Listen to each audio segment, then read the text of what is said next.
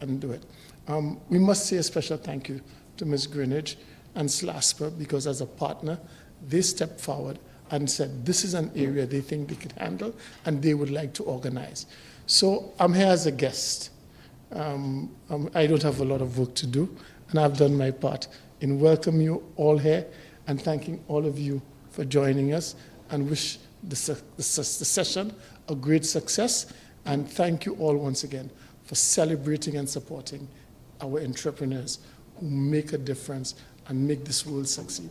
Thank you very much, ladies and gentlemen, and let's do have a good session. Thank you very much, Mr. Luisi.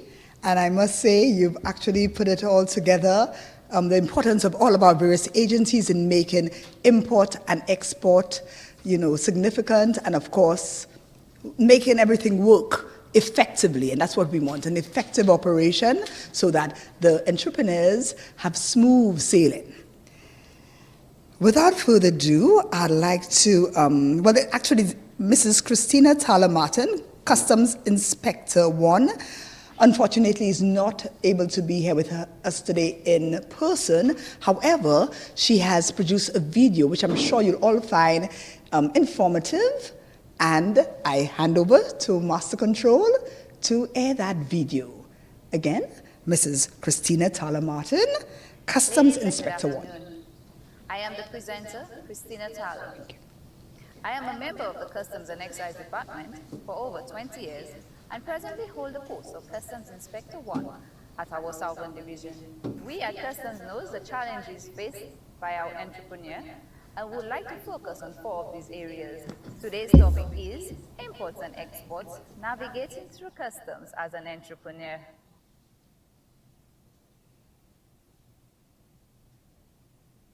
The Customs and Excise Department is the oldest government agency in St. Lucia, which was established over 100 years ago by the Magistrate of England.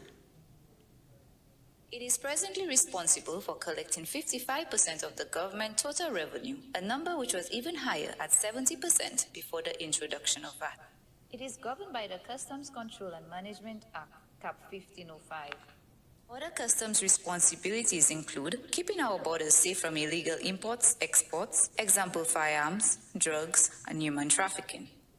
Performing other agency functions for departments such as Ministry of Agriculture, Vet and Plant Division, Ministry of Commerce, and Ministry of Health, just to name a few. Every country needs to follow rules which governs international trade. These rules are set up by the World Trade Organization, WTO. At Customs, we get goods from all over the globe, with our biggest imports coming from China and the US. These goods arrive through the air and the sea. The landed goods are then stored in our transit sheds, where they wait for our many importers. We at Customs deal with various entrepreneurs, fishermen, manufacturers, farmers, retailers, hoteliers, traders, just to name a few. There are 4 main areas which usually bring challenges to importers and exporters. They are country of origin, valuations, classification, and concession. The origin of goods shall be defined as the country where goods are wholly produced or subject to sufficient processing. The country of origin marking helps the final buyer knows where a product comes from. The country of origin will determine if goods require licenses, will also determine if goods get preferential treatment, and determine the import quota for that country. Because of the revenue and administrability issues involved, Customs is vigilant about verifying accurate country of origin. Imports as related to country of origin and licenses. On the display, you could see that rice needs a license from every country. Beers, you need license from CARICOM and any other country, but do not require a license for the OECS. With cigarettes, you need a license for any other country, but does not require if it's manufactured in CARICOM or the OECS, whereas vehicles can be imported from every country without a license. A link is provided of the External Trade Restricted Imports Order, Third Schedule, Section 4, at the end of the video. It gives a full list of all imports which requires a license. Concessions drive economic activity in certain sectors and are determined by the policymakers. Customs implement those policies once approved. For example, a fisherman will get concession on a fishing vessel and engine, and also equipments used in fishing. Some concessionaire will get full waiver of duties, while others will get partial waiver of duties. Concessionaire must ensure that only goods that qualify under concession is passed for as duty-free. Failure can lead to increasing duties, fines, and penalties. Tariff classification is the process of determining the correct code number for your goods in order to have them accurately recorded. Tariff classification is the most fundamental of all customs determination. The classification of an article determines the duty rate as per Common External Tariff for the Caribbean Community, HS 2012. Classifying goods incorrectly can negatively impact duties, import and export limitation, documentation requirement, licenses, commercial policy measures, and security measures. The customs value of goods is a key element in determining the amount of customs duty payable. The value of goods used for custom purposes is generally the transaction value, the price paid or payable by an importer from destination, which include cost of goods, shipping, insurance, and freight, CIF. Other costs which affect CIF are inland freight, exchange rate, commission. Navigating through custom is a breeze if classification is correct, claims the correct product item under the concession, uses the correct country of origin, and goods are valued correctly. On behalf of the Customs and Excise Department, we would like to thank the St. Lucia Air and Seaport Authority for the invitation in joining Global Entrepreneurial Week. We are grateful for all who are joining us here today. We hope that your small business grows into a big business. As in the words of Richard Branson, big businesses start small. Thank you.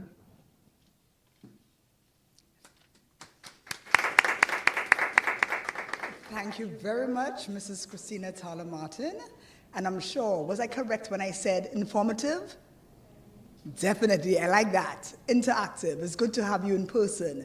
And those of you in virtual land, we, again, happy to have you with us. Our next presentation will not be in video form because he's with us in person. Our Director of Seaports at the St. Lucia and Seaports Authority, Mr. Adrian Hilaire. And of course, since he doesn't have a video, I'm going to assist him a bit with his presentation by giving you some more information about him. Mr. Hilaire joined the St. Lucia and Seaports Authority in November 1989 as an apprentice marine pilot and moved through the ranks to pilot in 1998 and senior pilot in 2000. During his apprenticeship period, Mr. Hilaire spent approximately 3 years at sea, first serving as a Marine cadet on a container vessel, and then as third mate on a petroleum tanker, as well as on a gas carrier. He is the holder of a Bachelor of Science degree in Management Studies from the University of the West Indies, a diploma in port management with accreditation in managing cargo operations from the Northwest Kent College, and a Master of Science degree in Maritime Affairs with a specialization in port management from the World Maritime University. Ladies and gentlemen, I present to you Mr. Adrian Hilaire, our Director of Seaports. Mr. Hilaire. Good afternoon to all and welcome.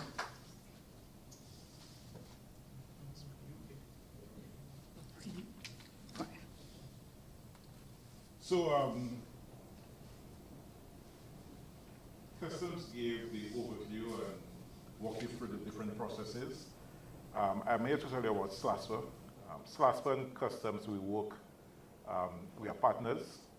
We cannot do without the other. SLASPA in 1983 was born. So before it was the St. Lucia Port Authority and the Airports Division of the Ministry of Civil Aviation. And in 1983, Act of Parliament, SLASPA was born. So we manage 2 airports and 5 seaports. 2 of the seaports, we have operations taking place in them. That's Castries and Beaufort. and we manage the leisure ports of Soufrière, Marigot Bay, Rodney Bay. Now, a port would mean different things to different people. You have different types of ports. You have places like Marigot Bay and Rodney Bay. Mostly you'll find yachts going to these places. And Castries and seaports. And let me just tell you the difference between a harbor and a port. So Soufrière, a harbor is like, vessels can go and berth alongside. In a port, you have cargo handling equipment. You have warehouses. So if you look at in Castries, that's what we have. And when we speak about ports, we also have to speak about maritime transport, which is shipping, because about 90% of everything that we import in St. Lucia are transported by vessels. Maybe about 10% come by air. And air, you'd have the smaller items. The air freight is a lot more expensive. Vessels are cheaper.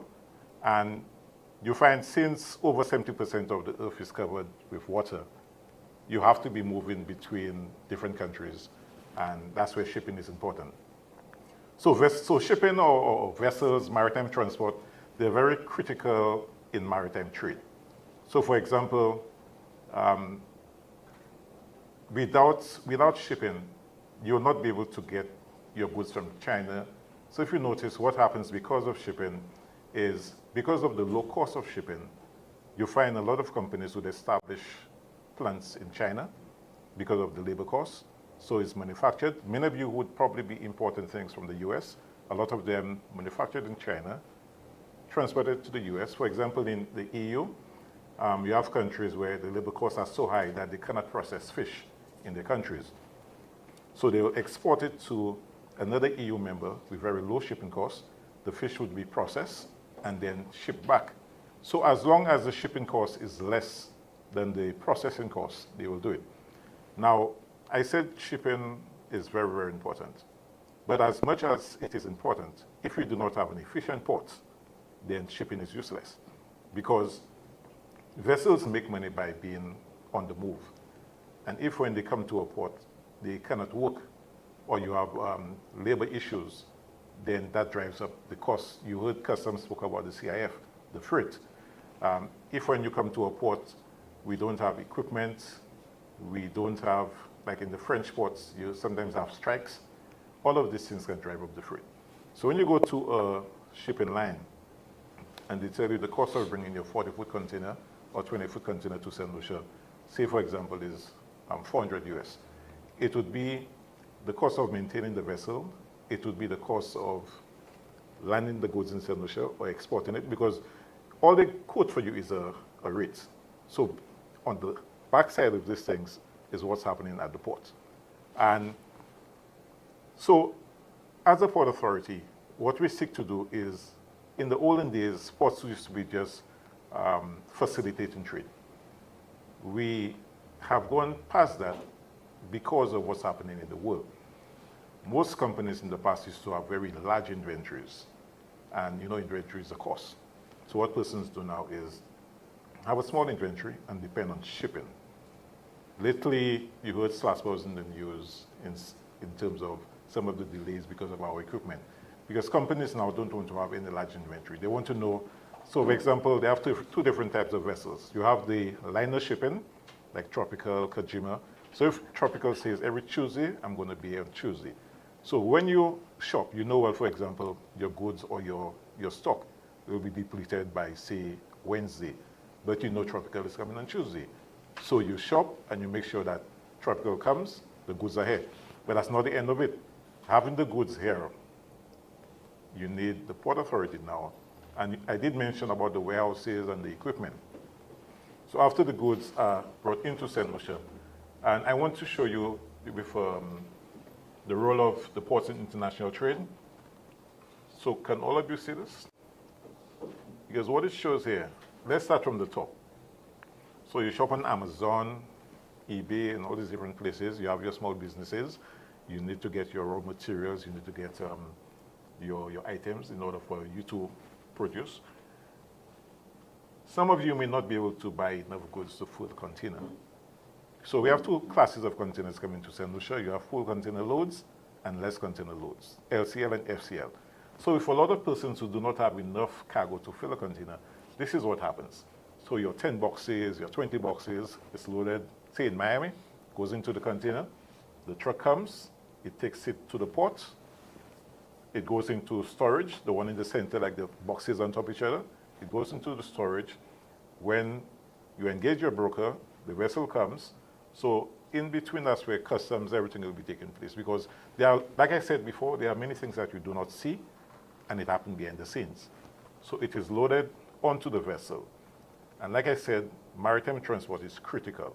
Without the vessel, moving from Miami to Castries is difficult. If you have to transport a car by air, the cost of the freight will be significantly high. And again, customs will be charging you on the cost of the item plus the freight. So that's when you find most heavy items are shipped by sea. So it goes onto the vessel, they make the sea voyage, and of course, moving from Miami to St. Lucia, you have to be paying the crew, you have to be buying fuel for the vessel, you have to be maintaining the vessel. All of this, a component of this is put as, or added to the freight, because the vessel has to make a profit in order to be able to bring your goods to you. So it comes into St. Lucia. The wait in St. Lucia is not very long. We have a multi-purpose port in Castries. When I say multi-purpose, we handle different activities. So we have cruise, we have cargo, we have ferries. In St. Lucia, as in most of the other Caribbean islands, cruise vessels get priority for berthing. And having that priority, at times during the cruise season, cargo vessels will have to work at night. And when they work at night, they work at overtime hours, and that cost you will be. So the ship line will not today tell you the freight is $400, and next 2 weeks tell you $300. They'll take the worst case scenario of coming into St. Lucia, which might probably be a Sunday at triple time, and that will be the freight. So it comes into St. Lucia. Like I said, the wait is not very long. Cruise vessels come at 6 a.m., and most of them leave at 6 p.m. Places like Los Angeles, vessels at times have to wait for 3 weeks in order to get a berth because of the volume of vessels that come to that port. So the reverse happens when it comes into Castries. So the vessel comes in, and remember I said port is where you have equipment. So we have the crane, the big blue crane you see when you look across the harbor. We call it Blue Boy. So you see this crane, and we have cargo and equipment that the vessel will offload its cargo, and then we put it in storage. So you'd have used the customs system to lodge your entries, your broker, that is, and when you are ready, you come to the port to clear your cargo. Now, there's one thing I didn't speak about in terms of the vessel. So as the Port Authority, we offer not only cargo services, but we offer ship services as well. When a vessel is at sea, even if they are, so they say they're traveling following that arrow. If they are 5-10 miles off the track, it's not a problem, they're in deep water. When you're coming into a port, you have certain areas that are shallow, so we offer vessel services, and that would be the pilots who will guide the vessel safely in and out of the ports. To get your cargo, you of course have to pay your customs duties. If you come to SLASPA and you only pay customs duties, we can give you your cargo. Like say, for example, like I say, you don't have enough cargo to fill a container, so it goes into the shed. We can only release cargo to you when the agent has released to you and when customs has released to you. That's the only time when you show us these two documents, we can say, well, yes, here is your cargo. So even if the agent releases to you and you come to the port and we deliver to you, then we are doing, customs can actually take us to task because customs has not released the cargo. So customs and SLASPA, we work hand in hand, even if at times when persons are not too happy with certain things, they just see SLASPA, but it's actually two agencies working together. And in addition to customs and SLASPA, we have the truckers, we have the brokers. The truckers play a very important role in trade. You may see a trucker and say, oh, it's just a trucker. But without that trucker to take the container from the port to maybe Massey and all these different places, you'll not be able to go into the supermarkets to buy things. So the trucker represents the chamber in terms of the movement of cargo to and from the port. For export is the reverse.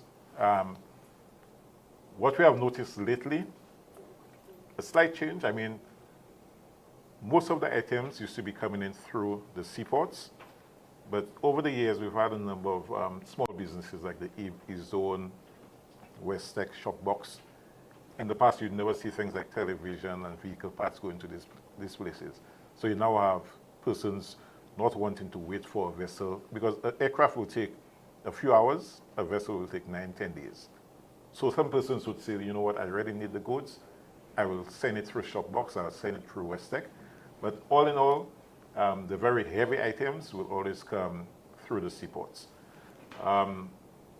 We do have some challenges. I did tell you that we have a multi-purpose port, and we're an island port. Most of the Caribbean islands are islands. If you look at a place like Africa, it's one mainland, so you can have several ports even competing on this one mainland. So we're an island port, and we have to accommodate the ships. So you find, if we do not invest in equipment, invest in cranes, the vessels will not come here. So the population of St. Lucia is not very large. We cannot say, all right, if we buy a crane for $20 million, that we will tell people, instead of buying 2 vehicles, buy 10. So ports are very capital intensive, and we have to bite the bullet and provide the equipment so that the vessels can work. The other thing that I want to mention is in terms of the types of ports. So you have private ports and you have public ports. If you're a public port, it's essentially a government port. And in the world, the only place where ports get a lot of money from the government is in the US. So the US would actually give money to the ports to do dredging and do all these other things. In private ports, you have to do it yourself. In some instances, persons do not want to invest in ports because of the period of time it takes for you to make, for you to get returns. If you look at St. Lucia, during the 90s, you had shipping lines investing in ports. You had international port operators investing in ports. St. Lucia, what we did, we established a company in Beaufort, St. Lucia Marine Terminals. It was a private company that was managing the port. And the trend these days is, if you do not have the resources, you don't have the financial resources, then you get someone who has the money and can come and develop your port. We were in the news recently. I mean, the chamber, people were complaining because we had some equipment issues, and I did tell you, equipment is key. So what SLASPA is attempting to do is to look for a new location, because I said we have a multi-purpose port. We have cruise, we have cargo.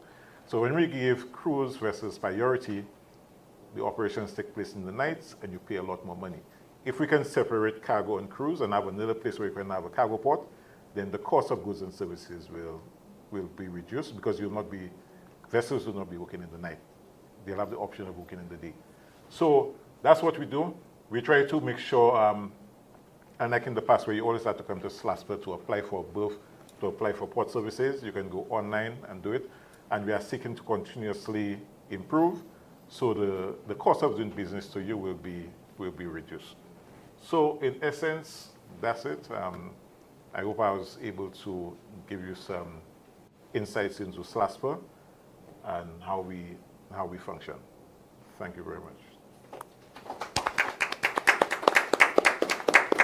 Thank you very much, Mr. Hilaire. And I must say, even as a colleague, you made us proud. I'm sure, looking at from the faces from the audience, you could see they've learned quite a bit about our ports. And I would say you're almost port experts now after this. Okay, I like the laugh, I like the smiles. Awesome. All right, so now it's your opportunity. You've heard from Mr. Brian Louisi. You've heard from Mr. Adrian Hilaire. And the gentleman, I haven't said much about him to the right. Incidentally, I have to thank Customs and Excise Department, because we are using the facilities here. They've graced us. Mr. Emmanuel, the Controller of Customs, has allowed us to use. And they've they're basically partners and friends because the way they've accommodated us, we feel as if we're at home. We're not going to take over your facility, but we feel as if we are at home. And Mr. Gilroy Polius has been a customs officer for 24 years. So he's had certainly a length of time with customs. So he's very knowledgeable. He's customs inspector too. And he's also the supervisor of the preventive unit. Now, the name alone should tell you that's a heavy job and a heavy role. And he just adds richly to the panelists right here. So, ladies and gentlemen, it's your turn to speak, to ask questions. In virtual land also, we're happy to answer. A very able panel of gentlemen are able to assist. And here's the first question. We have a question being posed to the Director of Seaports. Oh, yes, okay. All right.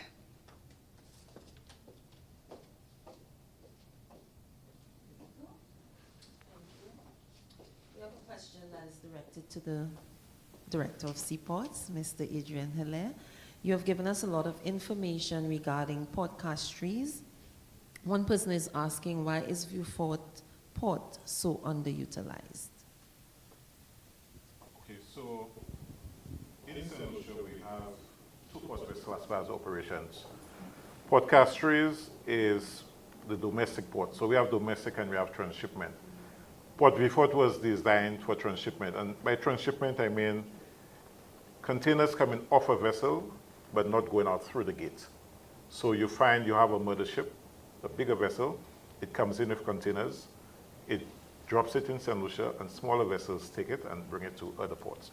So Port Castries was designed for domestic cargo, and Port Vieux Fort was designed for transshipment cargo. We never compete with Port Vieux Fort. If Port Vieux Fort was charging $10 per container, we were charging 12 or 15, just to make sure Port Vieux Fort serves the purpose that it was intended to serve. Transshipment is very, very flighty. Domestic cargo must come in. That's what people in St. Lucia import. And remember, I say transshipment doesn't go out through the gate. Domestic cargo goes through the gate to the various consumers. And transshipment is highly, highly competitive. Shipping lines that were doing transshipment before, they took a decision to go to another port. And it happens all the time. Maersk Line, one of the biggest lines in the world, was doing transshipment in Jamaica. They left and they went to South America.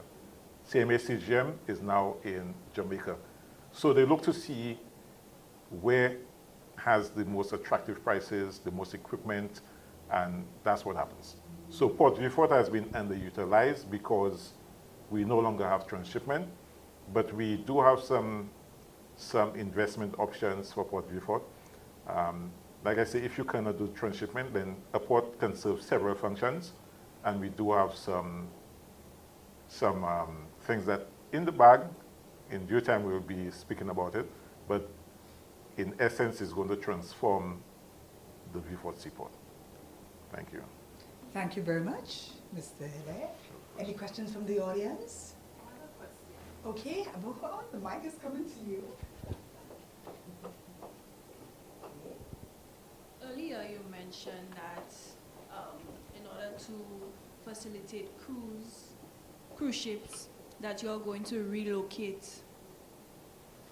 In order to facilitate cruise ships, that you're going to relocate, so is Vieux Fort an option, if you understand? Yeah, I do. Since the person said that Vieux Fort is being Yeah. underutilized. So let me answer by giving you a scenario or something that happened. There was a vessel, a shipping line coming to St. Lucia, and they decided they didn't want to come to Castries anymore.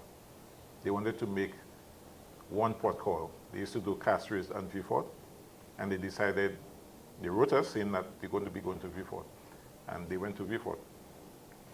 Several of the customers were from Castries and Gros-Islet, and they said, we're not going to Vieux Fort for the cargo, and shipping line had to return.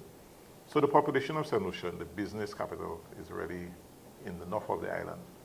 And if you were to use Port Vieux Fort, you now increase the cost of doing business, because they would land at Freeport. You now have to pay a truck to get it to bring it to your business place. And when you have a port, businesses spring up around a port. And remember I told you Castries was designed for domestic cargo. So you find a lot of business enterprises came up around the port. Before it was transshipment, cargo was not really going out of the gate, so you never find that type of development. There's also another cost that you have to factor if you put all the cargo in Freeport, and that's the traffic congestion. I mean, currently, because of the nature of our roads, 2 or 3 container trucks in front of you can cause you significant delays. In the past, these trucks were slow. You'd be driving and simply overtake a container truck. Now you cannot even do that. You simply have to be waiting. So going to Freeport was one of the options we considered, but when we did the analysis, the cost benefit, we realized that it couldn't work. So we have identified a location which is not too far from Castries, and we're hoping that once we complete all of our studies, then we can probably establish a port there. Thank you very much, Mr. Ele. Question from the audience. A question Okay. for customs. I know that your presentation has not happened as yet, but we do have a question from the audience. Somebody's out saying that they're a small business owner, and the question is that, is there any consideration that is given to a small business owner compared to somebody like, let's say, Massey Stores, a bigger company? What consideration is given to that person? Okay, that's a very good question. I'll give you the short answer. As far as I know, the answer would be no. What happens is that you take on a particular set of risks when you go into business. And customs simply exists to facilitate the security, collection of revenue, and to facilitate trade. Trade facilitation is a big thing. However, businesses, when you're starting off, you basically have to do all your groundwork before you can actually decide that, hey, I'm going into business. The government and customs, by extension, have things in place for the type of business that you're into. So, for example, if you're bringing in, you have a shop, and you're bringing in goods that you just want to bring in and then retail, there's nothing in there for you to say that, okay, we're going to give you any kind of help. Massey has no kind of assistance. They're cash rich, so they can bring in goods, they can sell their goods, and it's okay for them.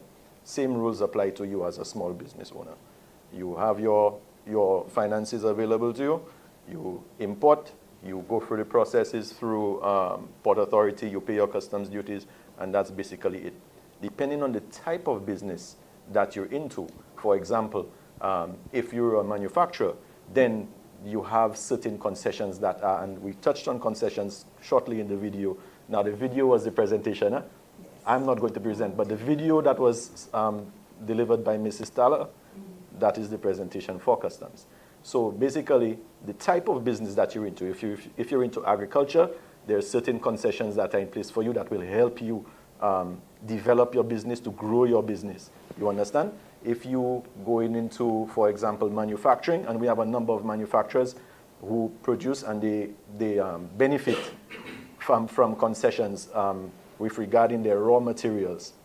Yes? So these are the things that are in place for small businesses, but to say that there is a difference in how we treat the big business as opposed to the small business, there is none. It's just that a big business would maybe have more financial, they have more capital, as opposed to you, a small business who is still struggling, trying to grow.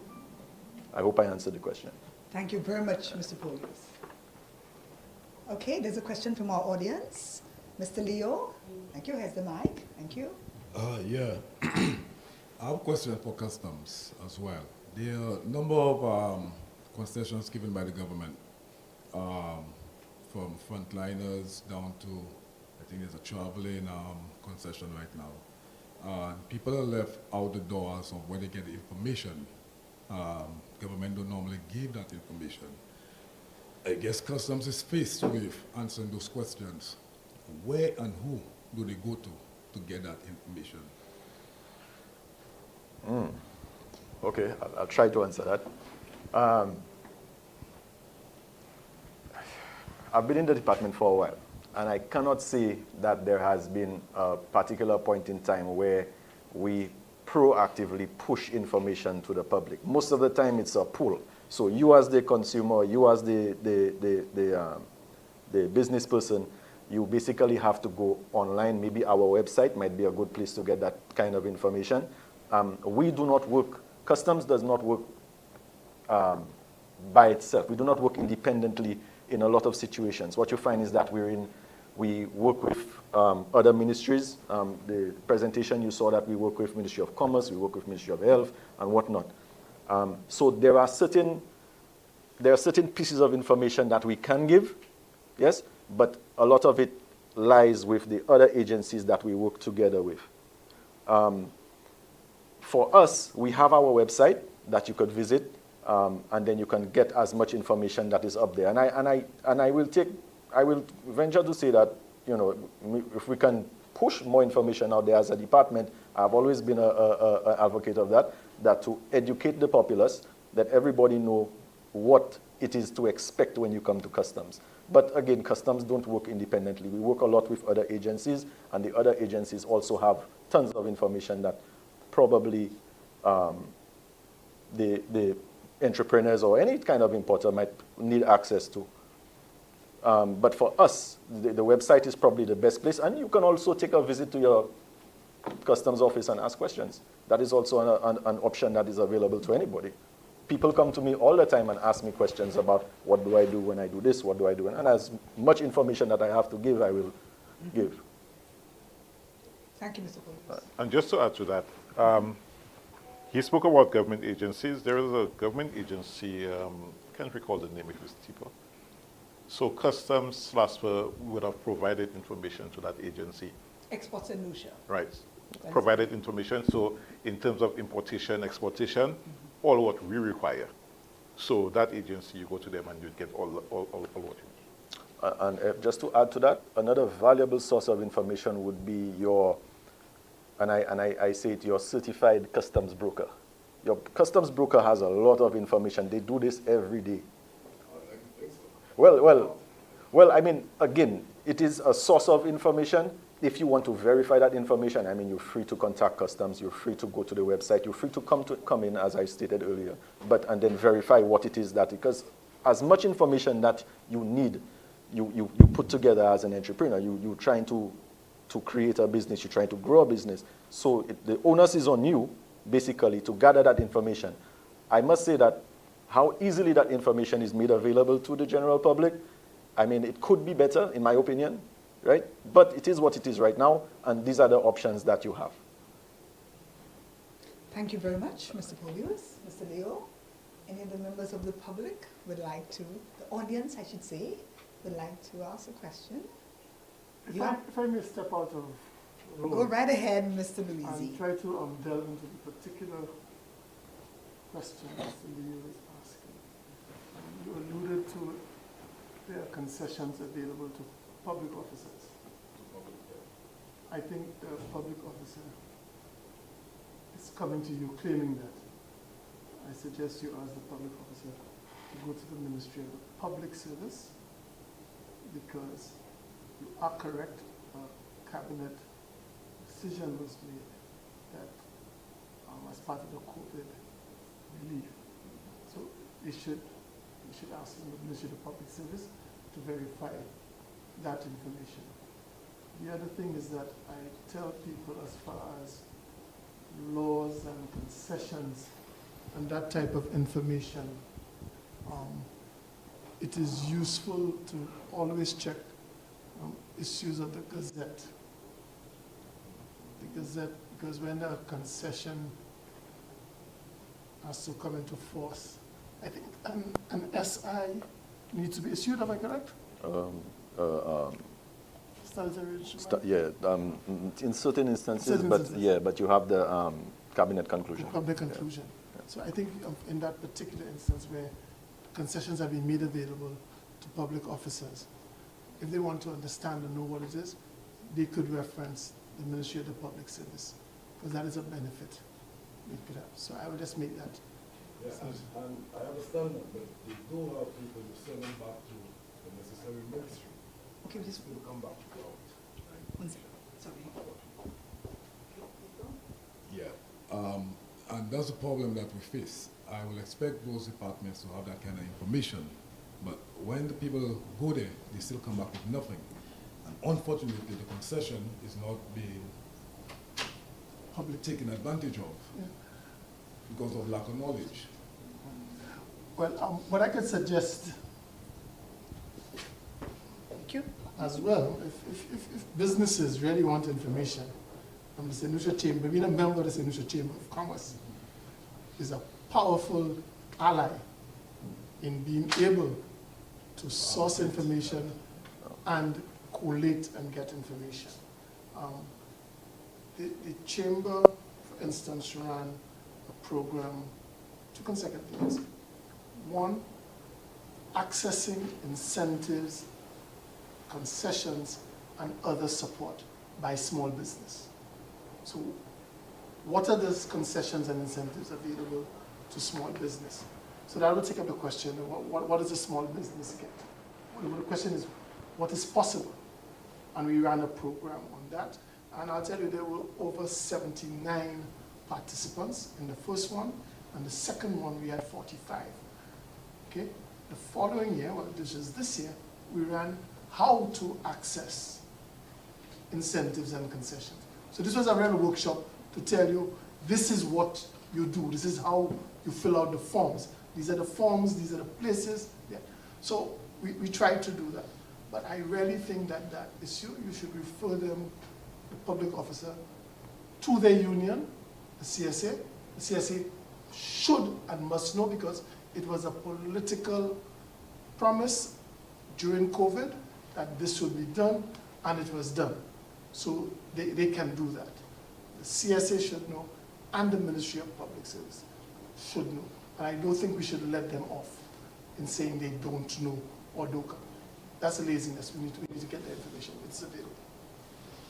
Thank you very much, Mr. Lucy. We have another question. Okay, one question. The question is, how do you identify as an entrepreneur to really reap the benefits that you guys have been explaining?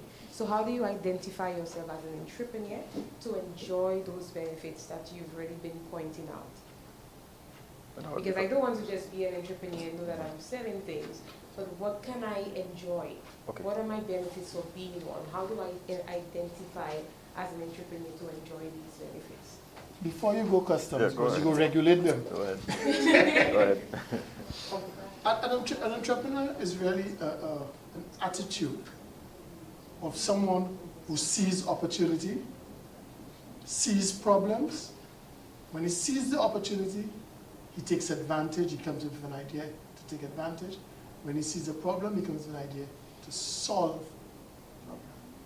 To identify as an entrepreneur means that you are taking risks where you are putting your own or resources you have been able to garner into an idea that you expect to turn into greater profit and revenue.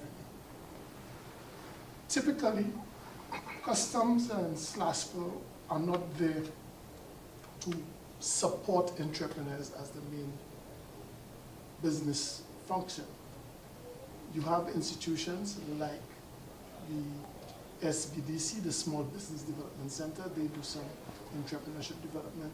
You have the St. Lucia Youth Business Trust that does some of that. You also have some other programs working with SSDF that seeks to support entrepreneurs and support entrepreneurships.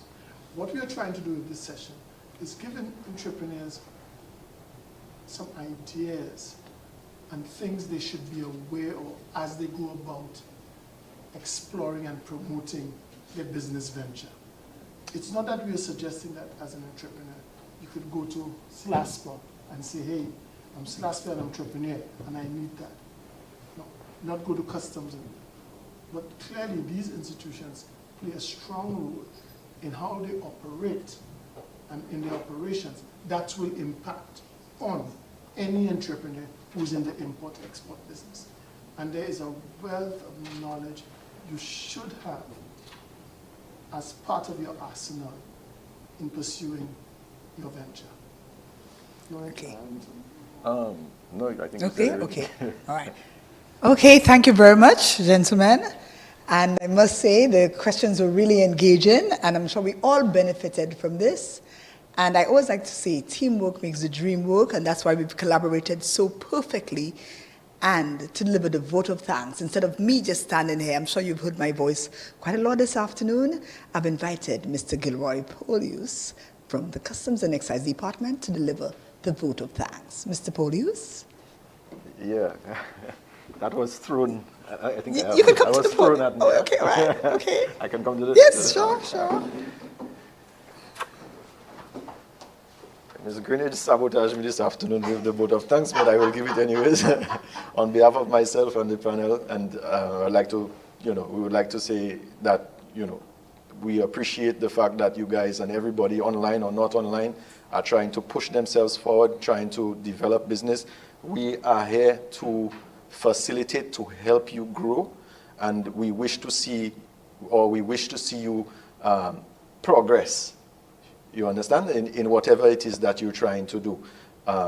I speak for myself and for all the others that in any information that you require to assist you in moving forward, we are here for you. We are here to give you that information as best as we can.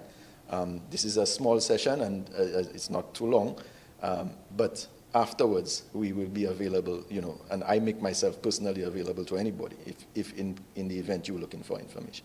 So we are happy that we were here to answer your questions. We are happy that you all came out, and we are sure that the people online are also benefiting from this as well. So with that being said, we'd like to thank Ms. Greenidge and everybody else, camera crew and everybody, for making this a positive and enlightening experience. So with that being said, thank you.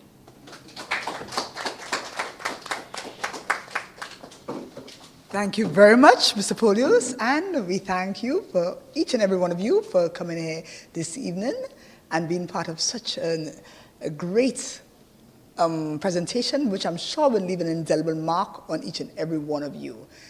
BDCC crew, Always, and everyone, we wish you a safe evening and see you next year, hopefully.